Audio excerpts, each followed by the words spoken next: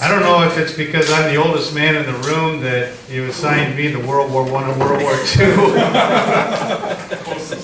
Thinking somehow that I was alive then. I was not. I was just at the tail end of I was after the Korean War, actually. But my assignment for this paper was to research the effect that World War I and World War II had on the Lutheran Church Missouri Synod position concerning a just war. And without trying to use the excuse that my expertise is actually the mid-19th century and not the mid-20th century, there really is not a great deal written about whether World War I and World War II had any impact at all on the Lutheran Church Missouri Synod understanding of a just war. In fact, there is precious little written post-World Wars because most official, or World War I, because most official publications of the Synod, except for There and There, which gave way to the Lutheran Witness, that most official publications, meaning passing doctrinal review, didn't really start until 1930, which was 15 years after World War I. So I directed my attention. I did find a few things in the 1916, 1915, 1914 Lutheran Witness. At that point in time, about the only thing the Missouri Synod did was make a very strong accusation that anyone who profits off of the sale of armaments and bullets and so forth is a murderer. And then the rest of the time they spent talking about what it means to remain neutral. Of course, we didn't get into that war until, what, 17 and 18? So this was written before that, and conspicuously, there is a gap between 1918 and 1928 in the Lutheran Witness. So, and I'm not sure if we just didn't publish at that time, or if we've lost them, or what is the deal. So I didn't get to look at it 1918 and 1919. So we're going to take a look and see what World War II did. Directed my attention to the 1940s publications of the Lutheran Witness, the Concordia Pulpit, and the Concordia Theological Monthly, now the Concordia Journal. As far as a statement concerning the just war, the only definitive source I found was in the Abiding Word, published in 1946. Author P.F. Siegel said, "Government therefore has the right to declare war if its efforts to safeguard their interests by peaceable means are not successful. In waging any war, however, the reestablishment of peace must be one of the chief aims of government, since it has no right to sacrifice the property and the lives of its subjects needlessly. Since government has the right to wage war, if that becomes necessary to defend its authority and rights, a Christian will gladly render military service to his country." End quote. Along with the criteria outlined by our earlier presenters, Siegel lists three in particular. He says a just war must safeguard the interests of the government. What those interests are was not mentioned. That is a very broad brushstroke. The interests of the government could be access to oil overseas, or prevention of the spread of a form of government contrary to democracy, or disallowing weapons to be placed in lands that might make an attack against America very easy. Are these legitimate criteria for a just war? His second point was the reestablishment of peace. War is not for the sake of eliminating a race of people, but for the prevention of harm to oneself or others. The goal, then, is the reestablishment of a harmonious relationship. And finally, Siegel says a government may defend its authority. That probably has much to do with defending one's own shores and citizens from military attack and invasion of a foreign army. On to the Concordia Theological Monthly, March of 1941. Keep in mind, March of 1941. It is clear that war was on the horizon. That edition has a quote from Luther when he wrote, "Whether soldiers are able to be blissful." Is that the same article that you quoted from? It's "Ob Kriegslöse auch in einem seligen Stande sein können." Anyway, here's what he has to say. Whether or not a soldier can have the disposition of being blissful. Quote, "It must therefore be concluded on this point, to wage wars against equals must be a matter to which one is compelled and be done in the fear of God.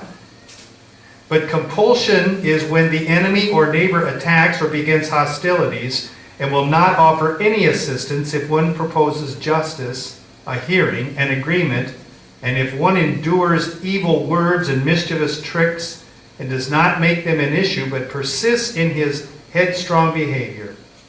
But in all this, God's hands are not tied that he might command warfare against such as who have given us no cause, such as he bade the children of Israel war against the Canaanites. There we have enough compulsion to wage war, namely the command of God, although such a war also may not be waged without fear and care, as God indicates in Joshua 7, when the children of Israel were secure in their campaign against the men of Ai and were repulsed. It is such a matter of necessity when subjects wage war at the command of their government. For God commands that we be obedient to the government, and such a command is a necessity laid upon us. And yet it should be done with fear and humility. The other question, what if my Lord were wrong in his declaring war? Answer, if you know definitely that he is in the wrong, you shall fear and obey God more than him. And you shall not wage war or serve, since you cannot have a good conscience before God. But if you do not have the information and cannot find out whether your Lord is in the wrong, you shall not weaken an uncertain obedience for the sake of an uncertain right. But you shall, after the manner of love, assume the best of your Lord." The 1941 CTM's use of Luther indicates an official position that World War II would be a just war were the U.S. to enter into it. Pearl Harbor certainly bode that to be true, but 9 months prior to that, the LCMS seemed ready to inform her church body that were the government to call LCMS members to war, the members had a command from God to obey that call.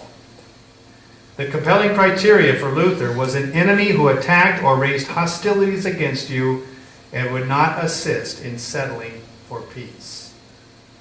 After the December 7th, 1941 attack on Pearl Harbor, America declares war against the Axis powers. The question was raised as to whether war is a sin, and to participate would then be a sin. So in May of 1942, the CTM answers that question with this. War is sin possibly appears a bit plausible when people think of the fact that there would be no war in the world without sin.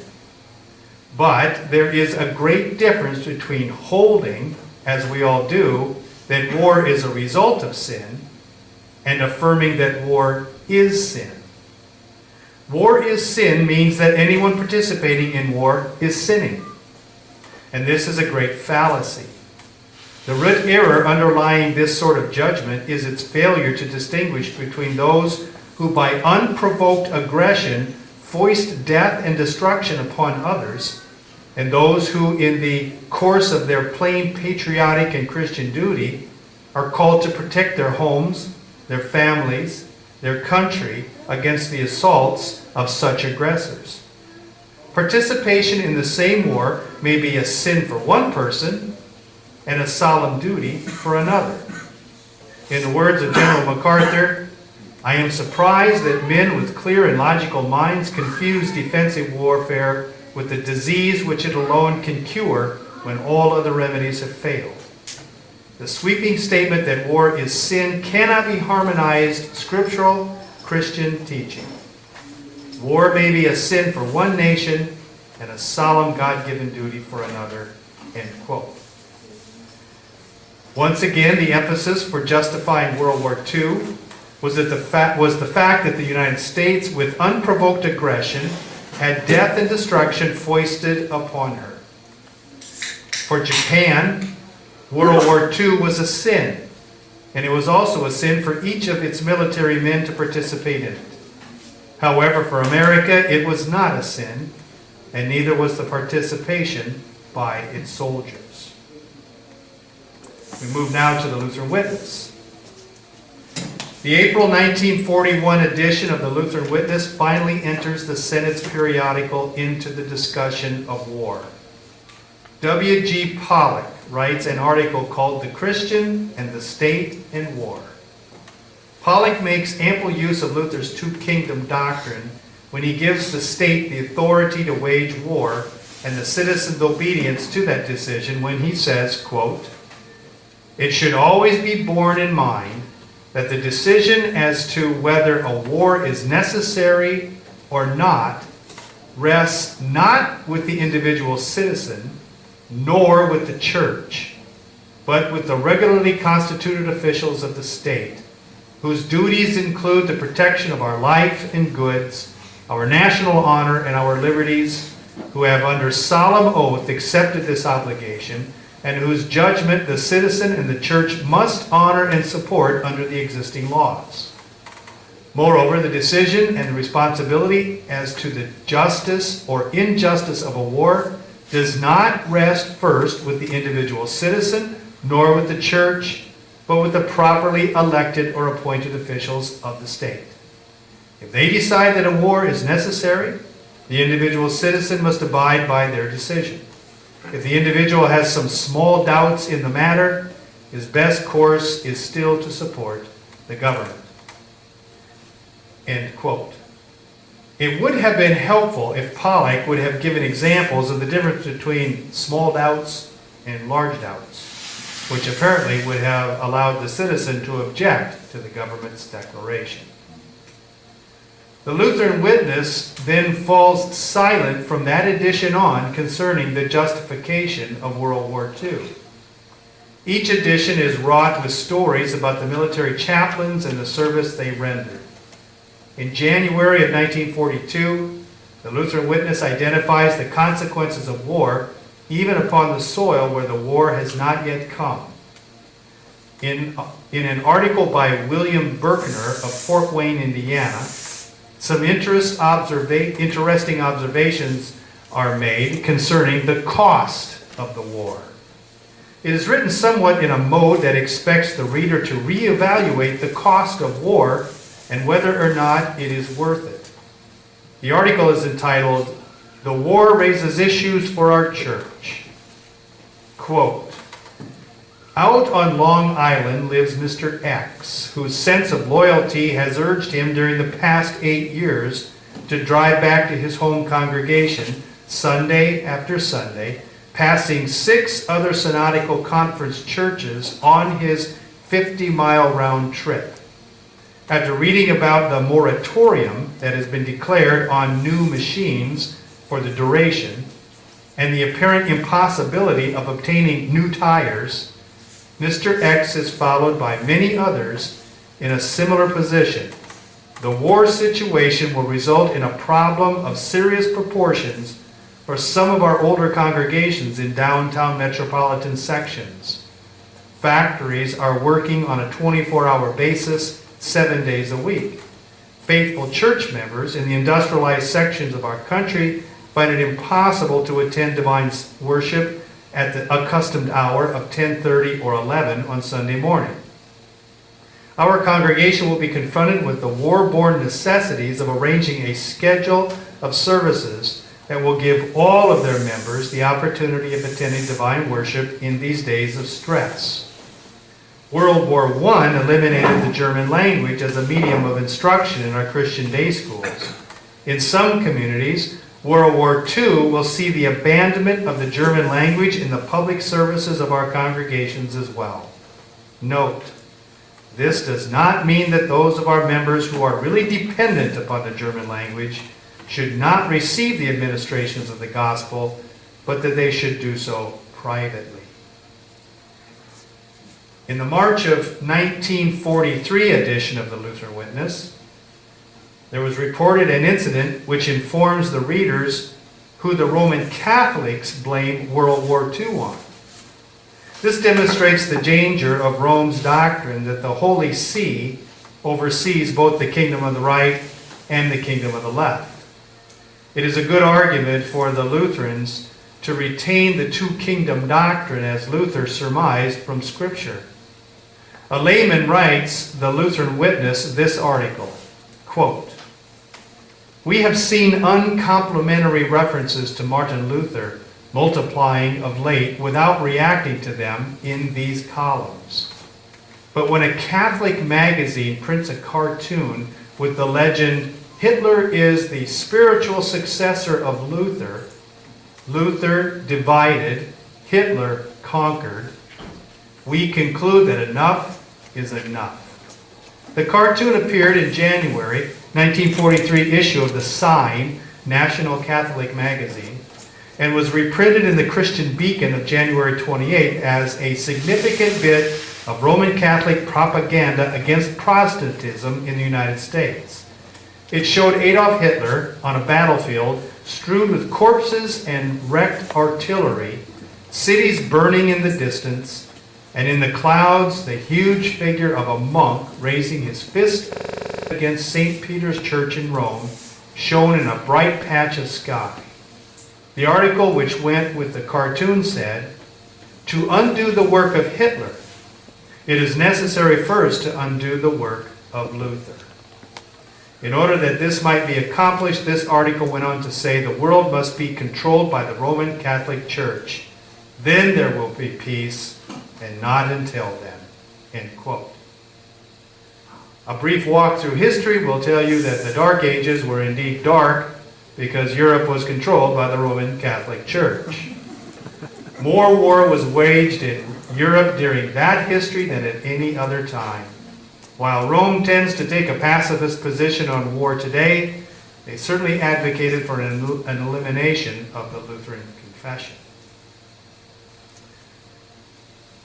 Back to the Concordia Theological Monthly. Post-World War II, there appears to be an even greater movement away from the earlier support of the government and the war. The July 1946 edition reprinted an article written by Professor Henry Hamann for the Australian Theological Review, which questions the just war aspect of World War II. I personally knew Dr. Hamann from my days as a student at Concordia Theological Seminary in Fort Wayne when he was an adjunct professor there. His views may had softened up a little bit by then, but his 1946 position is an honest reflection of his position on just war. The article is editorialized by John Theodore Mueller, who lends support for Hamann's view. Here is the view, quote, "Destruction of great cities, rich with the beauty and culture of the ages, of cities containing churches, schools, universities, hospitals, museums, art galleries, printing presses, libraries, and many other buildings of stately beauty with historic associations and architectural significance, cannot be condoned by the Christian conscience, but calls for a worldwide protest on the part of all Christian citizens who wish to preserve decency and moral considerations, even in times of war. The matter which he, Henry Hamann, propounds is certainly worth considering," end quote. Hamann seems to find destruction of buildings as reason for declaring war to be unjust, as though there is such a thing as war without destroying buildings. I wonder if Hamann and Mueller gave thought to the fact that without World War II, the lives sacrificed in the Holocaust were less important than the historic associations and architectural significance of Europe. The old adage that power only respects a greater power is true in the kingdom of the left. Twice in 29 years, Germany had attempted to control the world. World War II ended any further attempts. Attention now to the Concordia pulpit. One last resource to look at involves a collection of sermons preached by LCMS pastors which passed doctrinal review. The sermon publication is Concordia Pulpit, which were published from 1930 to 1988. They started long after World War I had ended, so there wasn't anything helpful from them concerning that war. A look at the sermons from World War II era reveals some interesting evolution of thought by the church about the cause of war and the call to repentance. The first Concordia pulpit sermon addressing World War II was printed in 1943 using the text Psalm 46 and Isaiah 54. After the texts were read, that was the last time they were heard from in the sermon. The title of the sermon was Wartime, Can We Depend on God?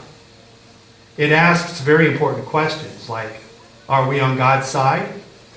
Of that we must be sure, and not whether God is on our side. It follows with a directive statement that says, we cannot expect any favors from God if we fly into the face of God's natural and moral laws. That statement reveals the thought that being on God's side is a matter of natural and moral law, rather than by faith in Jesus Christ. In the same 1943 publication of Concordia Pulpit, a sermon was preached using Isaiah 2, entitled The Light of the Lord. The sermon is a scathing attack on the failure of the American people to follow both natural and moral law. It claims World War II is a result of the immorality of the American culture and people. It claims the war is God's visitation upon America and is deserved because of her, quote, divorces and dishonesties, adultery and drunkenness, graft and greed, along with all manner of brazenly bold sin. It later on lists such vices as gambling, drinking, debauchery, and harlotry. Taverns are thriving as men stagger forth with drunken steps singing foul, odious songs. The claim here is that the idea of sin has become pardonable, if not exactly a virtuous form of human activity.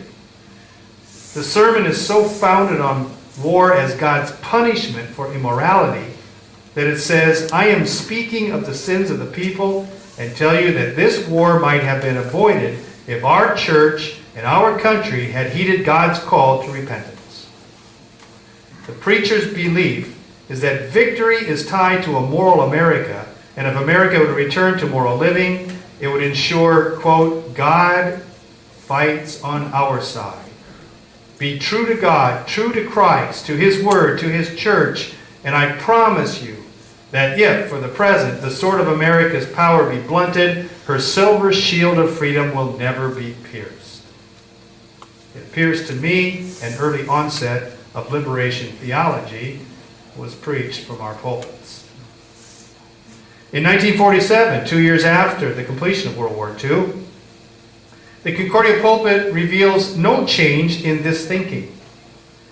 On Independence Day, a sermon from Psalm 33 by K.H. Kumnik uses a quote from a Norwegian refugee that said of America, quote, God must love the people of your great country to give them such a storehouse of plenty. Would not the counter question be, does God not love the people of poor countries? Later in the same sermon it says, quote, blessed is the nation whose God is the Lord. If our Christian heritage in America is to endure, the Lord must be our God forever and ever. Let me be clear in saying I think living out the baptismal faith is a wonderful witness to Christ. It is, at the same time, it is a question as to whether America could then or ever be called a Christian nation. The founding principle of Christianity is Augsburg Confession 4, not Augsburg Confession 6. Its identifying marks are Augsburg Confession 5 and Augsburg Confession 7. The preacher would have done well to study Augsburg Confession 20, Faith and Good Works.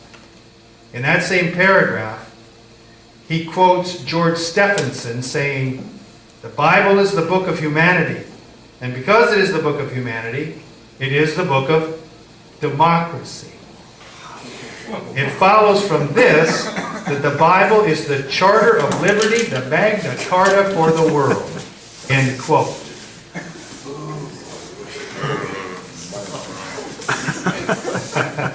This guy wouldn't get a call to Iowa East anymore. That quote seems to indicate that the contents of the Bible are for the purpose of spreading democracy. His opening sentence is half right. The Bible is a book of humanity, the humanity and divinity of Christ Jesus. It is the book of salvation earned by the good and faithful work of Christ for humanity. By 1948, an almost universalist flavor had entered into the pulpits of the Lutheran Church Missouri Synod.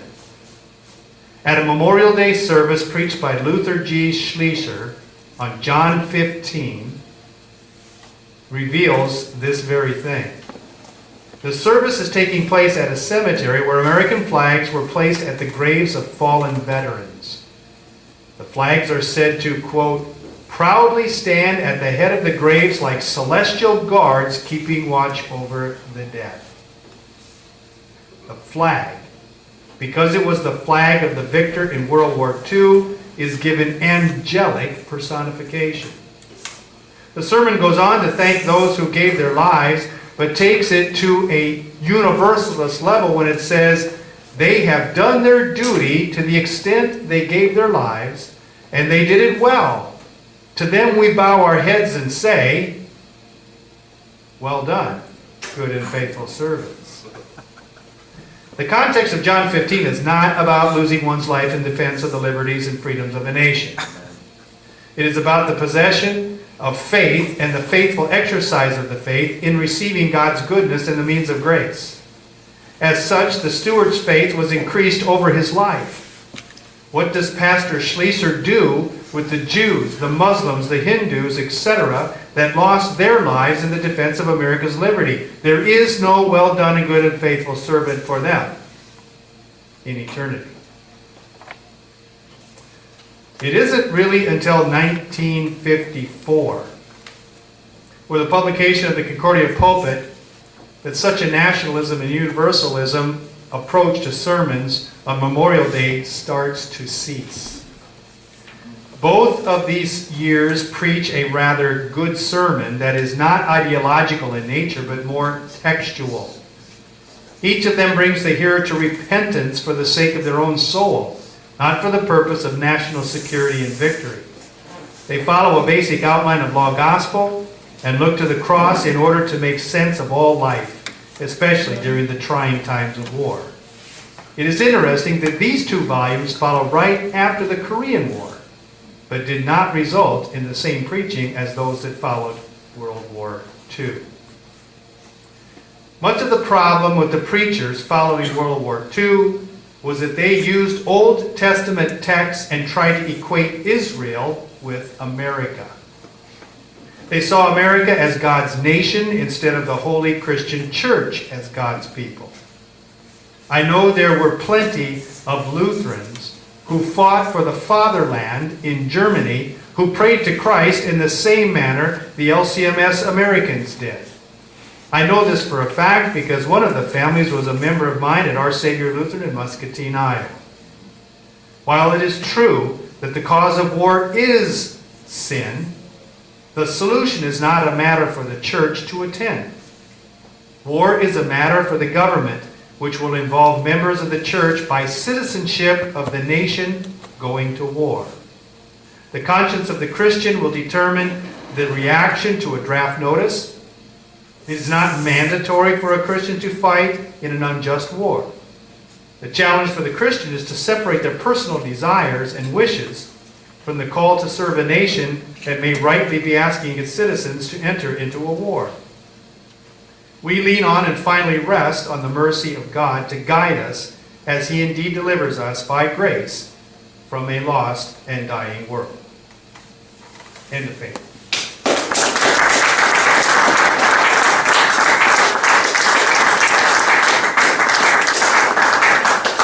Questions? Go ahead. Thanks, Pastor Saunders. It's good to hear that term again. Yeah. I really enjoyed your paper. I thought I really learned a lot, and it reminded me actually of President Rast's paper from the symposium two symposia ago, where he kind of crushed the dreams of all of us Kretzmann fans, where he revealed Kretzmann to be quite the Arminian when it comes to evangelism, and you did the same kind of thing with this topic, and showed kind of the what I've noticed though, there seems to really be that ambiguity or that complexity on this issue, because those earlier Concordia Journal or Concordia Monthly articles that you were quoting seem to be taking more of the Augustinian position, that there's like the idea of a conscientious objector doesn't seem to fit in to those earlier kind of takes where it says but it's not up to the individual, it's up to Congress, and I would agree with that, but then there's still, did they talk at all about the topic of what we would know as conscientious objector? Only from the quote that they used from Luther that says, if you're absolutely certain that you have the information from your Lord, yeah, you can conscientiously object. I really think in 1941, in March, that was specifically written to get us ready for war. Yeah. It was coming, and you go. Yeah. There really wasn't any kind of direction, purpose, other than go to war. I had one other question, I'm sorry. Sure. Henry Hamann, his article that J.T. Mueller agreed with, was that in regards to the bombing of cities? Was that in regards to the bombing of Dresden? And if so, and Frankfurt. I mean, if so, would that kind of add to the sort of complexity of the whole just cause of the war? That there can be a just cause, but then mingled in there also be sinful actions that are taken even by the ones who were just in the war. The side that was justified in going to war. Is it possible then to have evil decisions like bombing civilian cities? Conduct. Yeah, evil unjust conduct in a just war from the side that is justified in the cause. Are you asking what did Henry Hamann think? Yeah, so would Henry Hamann, or was there any kind of discussion in the Missouri Synod on like Henry Hamann and J.T. Mueller, I mean, would they have understood like U.S. is justified in the war, but in these specific circumstances, these specific acts of conduct, that they would have been unjustified in bombing Dresden and Frankfurt? I think Hamann would have come from that perspective. I don't know J.T. Mueller for sure if he would. Hamann would have come from that perspective, but he was in Australia at the time, and so he's a Monday morning quarterback in that respect. And I played enough athletics. I had no respect for Monday morning quarterbacks. If you're gonna go to war, win the damn thing, and what it's going to take to do it. And if a country doesn't want that to happen, then don't start a war. There is no such thing as a sanitized war, in my opinion. I had Henry Hamann, and I listened to him. I think that's where he came from. I didn't agree with it. He didn't agree with me. Maybe it's fair for me to say that. We had Sam, and then we'll have Paul. Sam? I'm interested if you any of the publications from also around the era of Vietnam, and if the tenor or the interpretation of scripture and preaching changed, or if you noticed a transition in that era as well. It is completely absent in the 1960s Concordia pulpits. It's interesting. Absolutely absent. May I mention a book with regard to this, Lutherans and the Longest War? Have you heard of this one? It's sort of a survey of different Lutheran pastors' publications throughout the Vietnam War, kind of observing the moral majority, No, the silent majority, yeah. silent majority, thank you. Very, very interesting study, that book, Lutherans and the Longest War. So there's not a lot spoken, but silence Who speaks a lot published it? too. This is a professor from River Forest. His last name, I can't pronounce it. It's Setke? Yeah. So. Well, in World War II, there was a statement made about Lutherans who remained silent. I don't remember whose paper that was. I tell you, there were 3 times more Roman Catholics who kept their mouths shut and didn't say a thing than there were Lutherans. So I wouldn't pick on a denomination. You were talking about people that lived in, and I get this talking directly from those who lived in it and through it, and sat for hours because I was very interested in how could this happen? Your life was lost if you spoke. I mean, there were Gestapo people all over the place. And as soon as there was any kind of indication that you were asking a question about what was going on at Auschwitz or Dachau or any of those places, or are we really doing the right thing and entering into a war, it had not just punitive consequences, deathly consequences. And there were some who didn't know what was really going on in those places. So I would be cautious to criticize the Lutherans that were there at that time. There's a great book that you can read right now called Lutherans Who Fought Hitler. Lowell Green. Yeah, Lowell Green. Lutherans against Hitler. Lutherans against Hitler. Actually, the Christian church thought that Hitler was going to save them from the satanic communism that was coming from Russia.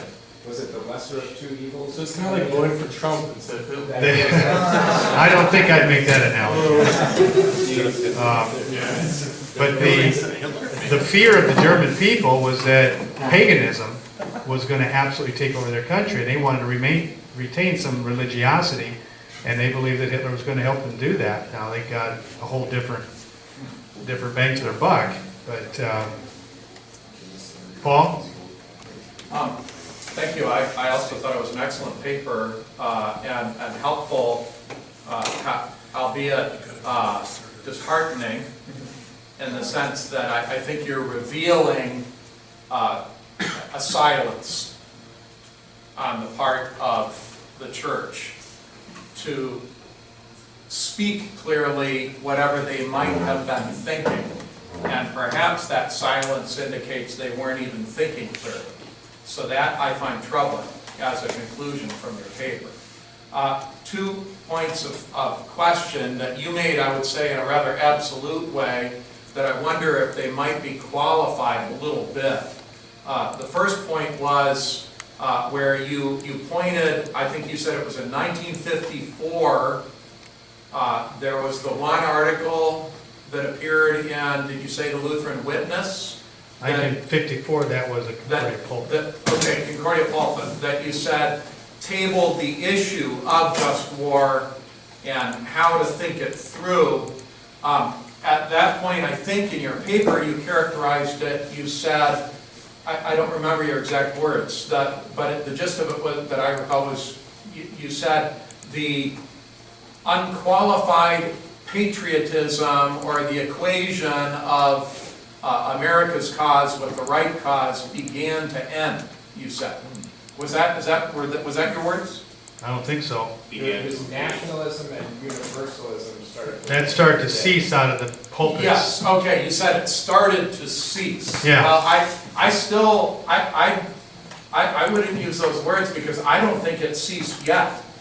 I think we're very much still living. Then we're accurate in saying it started to cease. Well, It hasn't ceased, it's still in the process. I think really what you're saying is you started to hear another point of view that really up to that point, that point of view was absolutely universal and unqualified, that the nation was right.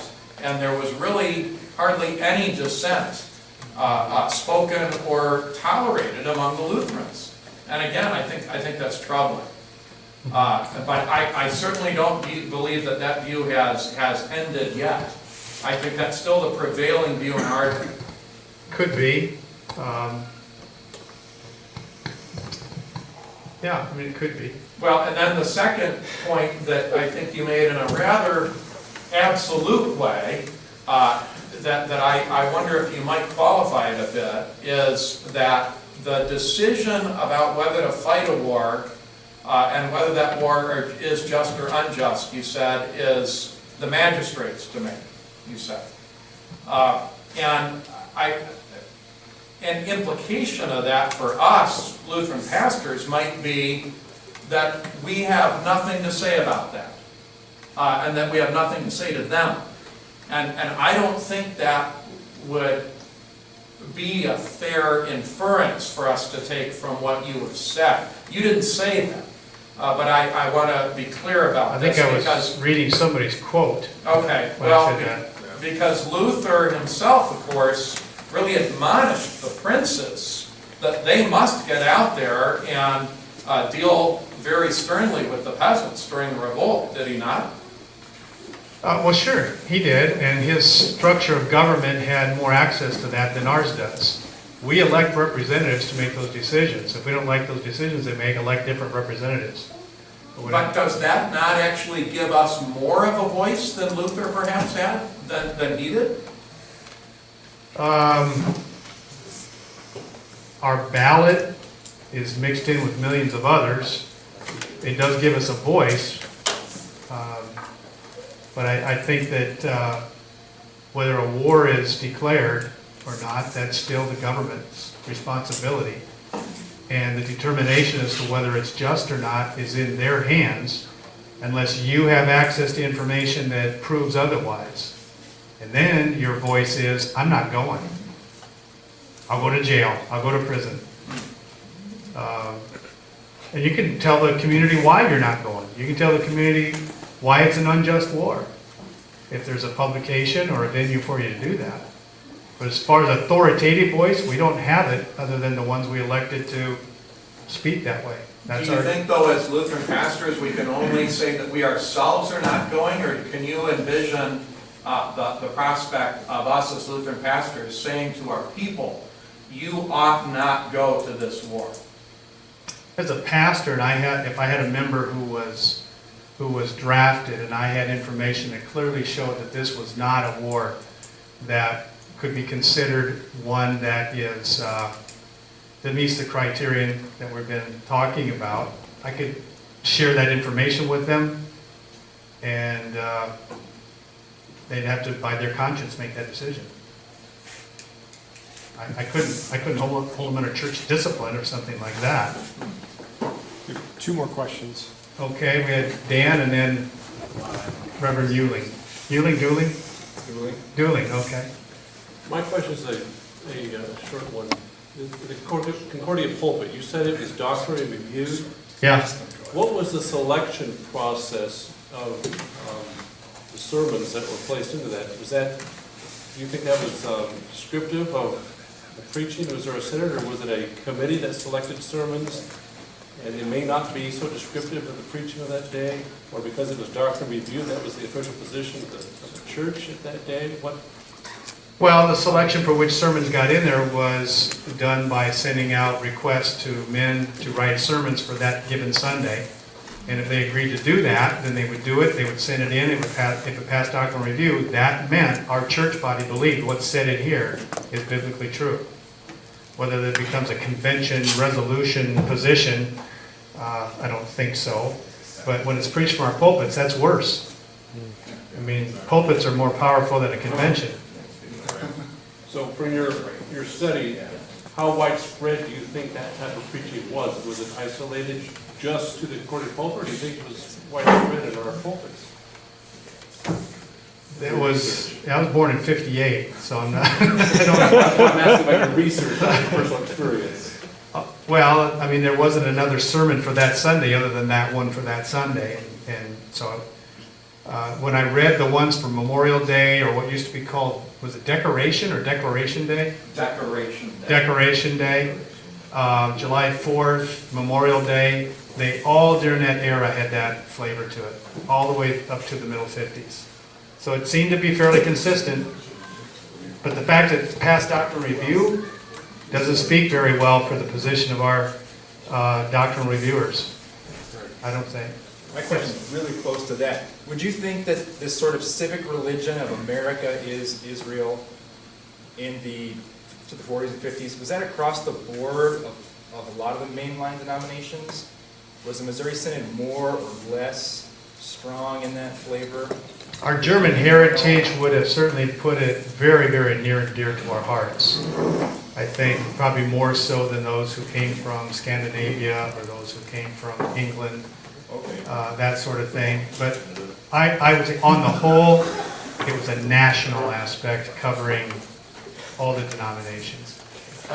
I mean, elementary schools, you were indoctrinated about patriotism, and I remember as a little kid going to school and those kind of things being taught in elementary school, which doesn't exist today. Good or bad, I would say that was an American flavor that influenced the church rather than the church's message influencing the culture and the nation. John? This is the quickest question yet.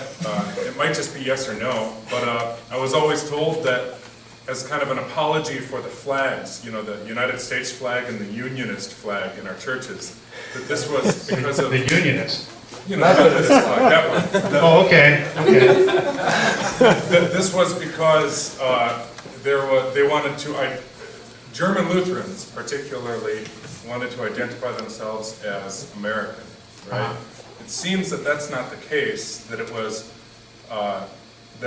like kind of, they unwillingly obliged. It seems like they were, you know, it doesn't seem like they were forced. It seems like this was actually a movement.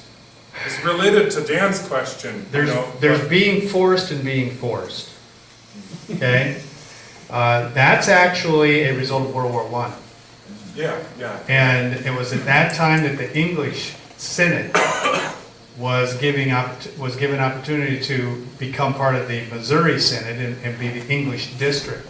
And when that came in, that told the whole church, the main purpose of that was to tell the country that Missouri Synod Lutheran Germans are American. And we can visibly show that with our flags.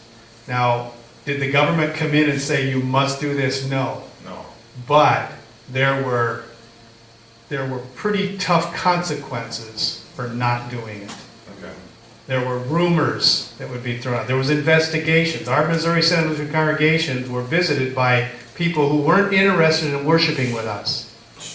But they wanted to hear what the pastor had to say. They wanted to find out if there was anything going on in the membership that might indicate somebody was a spy. It happened all over the place to our Missouri Synod congregations. So the flags came in, like I say, there's forced and there's forced. Yeah. So it's forced light, in my opinion. Now, one of the best things that came out of World War II, this is probably the most important thing you'll learn here today. M&Ms. They couldn't figure out how to get chocolate over to Europe without it melting. And so they asked Mars Candy Company to put some sort of coating on it so they could send it over so it wouldn't melt. And when they came back from the war, the not cadets, what do you call them, infantrymen, they said, well, where are these candies? We don't have them here in America. So then Mars picked up, and it's now one of the most popular candies all around the world. So they came out of World War II. One more question. Where did Snickers come from? That's the foretaste of the feast to come, right there. Travis, you had one quick one? Yeah. Thank you very much for your historical overview of the 20s through the 50s. It seems like, you know, it was very interesting, and I think maybe one thing that we can pull out of this is, in the 20s we see rechristenation theology. They simply say that what Lutheran fathers said before. Right. And what Peter. happens, it degenerates into a kind of a, you know, as you said before, a movement towards a cultural assimilation and the like, right? We become like all the other nations. Right. Right?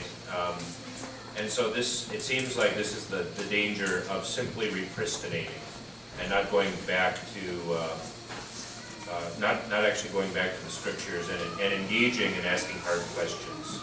Well, that's why when I did my PhD, I did not do it through the Missouri Synod. I wanted professors who said, I don't care what your other Missouri Synod people said before you, I want to know what the man said. Because I don't know who that guy is, and I want to learn about him through you. So I did it through the Church of England. And that was a great exercise for me. Yeah. Thank you, gentlemen. Appreciate it.